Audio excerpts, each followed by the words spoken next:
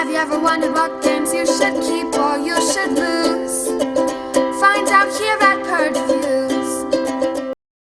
So to start the game off, everybody's going to pick a character or randomize that you're going to have. Each player is going to have a unique power. A couple of those listed on each of these as you're going through. Each person will also get a joy, what these skulls are called, of any color they want. And they start off with one of these of their choosing. Now, you can randomize player order, but you're going to see here on the board, here's a 3, here's a 4, here's a 1, and that's where you'll kind of start out at. Now, these green cubes are going to be called noise, and you're going to put each of these attraction cards are going to have a number on it, and you're going to put that much noise on each of the starting locations, so that each will have those kind of out there on them, and that is how the board will be seated when it starts. And then you'll have Carl going this way, and Fleabag going the opposite way. Each player will also get a shield that will have all of the icons and everything that the game will have on it. So what you can do on the beginning of your turn is you can take a joy and you can simply exchange it for a joy of a different color. That's an optional action.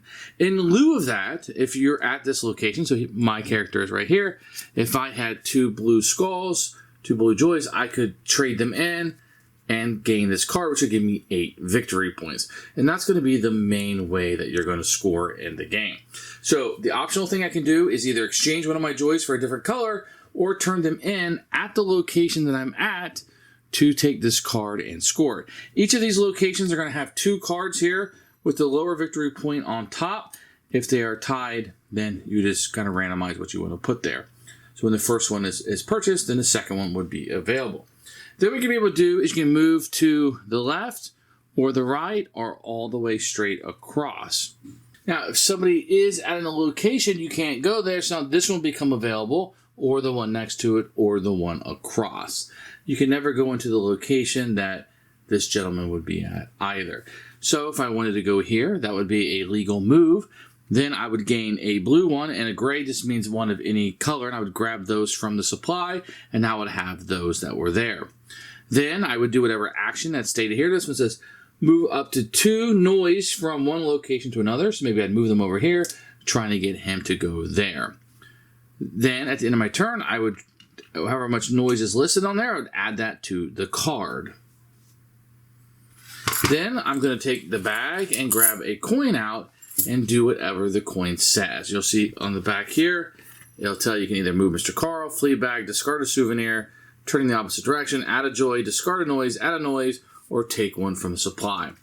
Now, if the Mr. Carl one ever comes out, that's fine. You move him. I'm going to show you how that's done. And then you put all of these back in the bag. That's how they go back in. That's going to be a turn, and then the next person would continue on.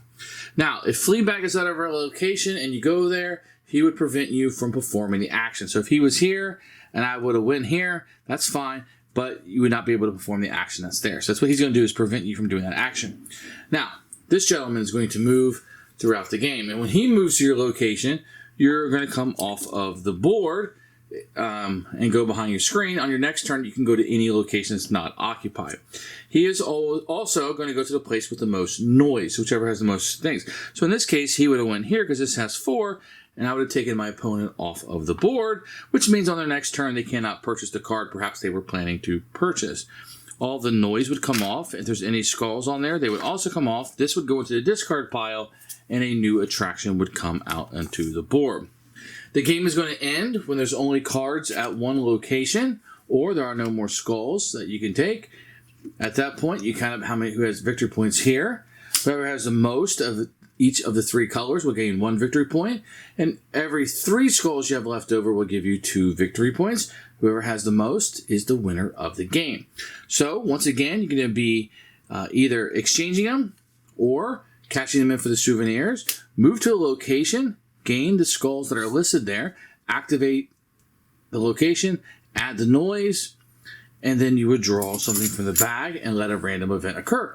And that's a quick overview of how you play Bedeville Carnival.